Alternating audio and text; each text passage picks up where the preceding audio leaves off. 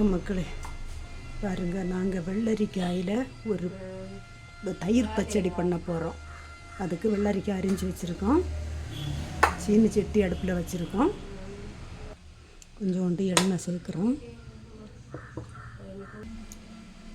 கொஞ்சோண்டு கடுகு சேர்க்குறோம்.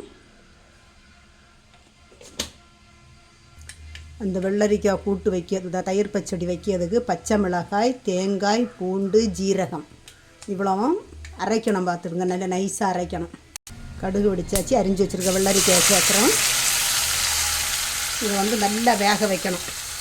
கண்ணாடி பதம் மாறுறது வரைக்கும் வேக வைக்கணும். பார்த்துடுங்க, கொஞ்சோண்டு தண்ணி சேர்த்து இதை நல்லா வேக வைக்கணும். இப்படி நல்லா நைஸாக அரைச்சி எடுக்கணும். பார்த்துடுங்க பாருங்க, இப்படி இது கொதித்து வேக தொடங்கியாச்சு. கொஞ்சோண்டு கல் உப்பு சேர்த்து கிண்டி விடணும். பார்த்துடுங்க, கிண்டி விட்டு இது கொஞ்சம் கூட கண்ணாடி பதம் வாரது வரைக்கும் நல்லா கிண்டி வேக விடணும். எங்கள் இடத்துல இதை பச்சடின்னு சொல்லுவோம்.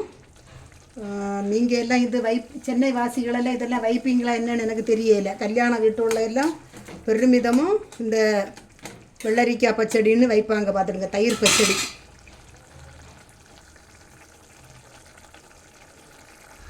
இப்படி நல்லா கண்ணாடி பதத்துக்கு வந்ததுக்கு பிறகு அரைச்சி வச்சுருக்க அரைப்பை சேர்க்கணும். பார்த்துடுங்க,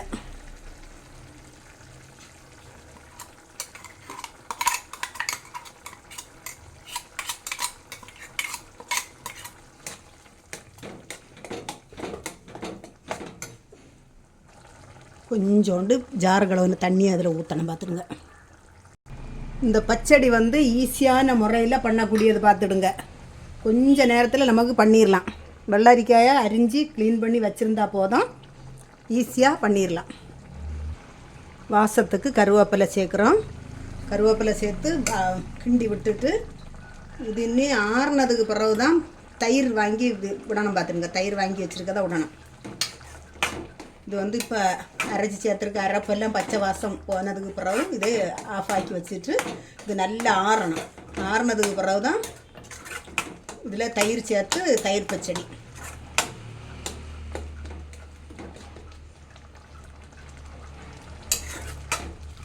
அருமையாக இருக்குது. பார்த்துருங்க, ஈஸியான முறை. 10 நிமிஷம் கூட ஆகாது இது பண்ணுறதுக்கு. பச்சை வாசம் போய் ரெடியாக விடுச்சு. நாங்கள் ஜலதோஷம் இருக்கிறதுனால தயிர் பச்சடிக்கு தயிர் ஊற்றாமல் நாங்கள் இப்படி கூட்டு மாதிரி வச்சுருக்கோம். இப்படி இது பிடிச்சிருந்தா லைக் பண்ணுங்கள், ஷேர் பண்ணுங்கள். வெள்ளரிக்காய் பச்சடி ரெடி ஆகிடுச்சு. இதுபோல் நீங்கள் பண்ணி பார்த்து சாப்பிட்டுட்டு இது பிடிச்சிருந்தா கமெண்ட் பாக்ஸில் சொல்லுங்கள். வணக்கம்.